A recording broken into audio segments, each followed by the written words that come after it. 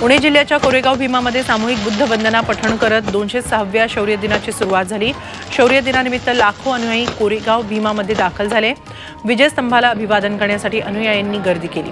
विजयस्तंभ आकर्षक अशा विविध रंगी फुलांनी सजवण्यात आला, तसंच विद्युत रोषणाई देखील करण्यात आली।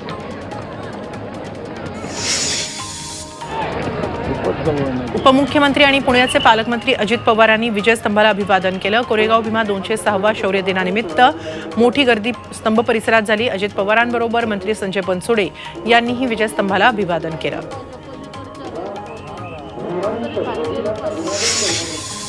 वंचित आघाडीचे नेते प्रकाश आंबेडकर यांनी देखील विजयस्तंभाला अभिवादन केलं। आज 206वा शौर्य दिन साजरा होतोय। शौर्य दिनाच्या व्यवस्थेसाठी सरकार ज्या प्रमाणात खर्च करते तो खर्च इथं झाल्याचं दिसत नसल्याचा आरोप आनंदराज आंबेडकरांनी केलाय। कोरेगाव भीमा इथल्या शौर्य स्तंभाला त्यांनी मानवंदना दिली, त्यानंतर ते बोलत होते। सरकारने यापुढे चळवळीतील संस्थांनाही नियोजनात सामावून घ्यावं अशी मागणी त्यांनी केली। कोरेगाव भीमामध्ये 206वा शौर्य दिन आज साजरा होतोय। विजयस्तंभाला अभिवादन करण्यासाठी राज्यभरातून लाखो अनुयायी दाखल झाले होते।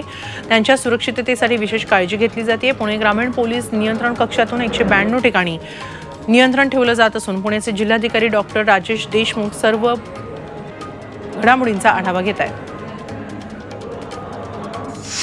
वाशिमच्या नालंदा नगरमध्ये शौर्य दिन साजरा झाला। भीमा कोरेगावातील शहीद सैनिकांच्या शौर्य स्तंभाला वाशिम शहरातील आजी माजी सैनिकांनी पुष्पचक्र वाहून मानवंदना दिली। यावेळी बौद्ध वंदना करण्यात आली। त्यानंतर मान्यवरांच्या हस्ते सैनिकांचा त्यांच्या पत्नीसह सत्कार करण्यात आला। तसंच वीर पत्नी वीर मातांनाही साडीचोळी देऊन गौरवण्यात आलं। कोरेगाव भीमा इथल्या विजयस्तंभाला गायक आनंद शिंदे यांनी अभिवादन केलं। यावेळी त्यांनी दलित नेत्यांना गट तट न करता एकत्र यावं असं आवाहन केलं। यावेळी त्यांनी आपल्या गीतातून विजयस्तंभाला मानवंदना दिली। उसळत्या रक्ताचा बाडीला प्रभाव, जाळीली ती पेशवाई केला भरमी घाव।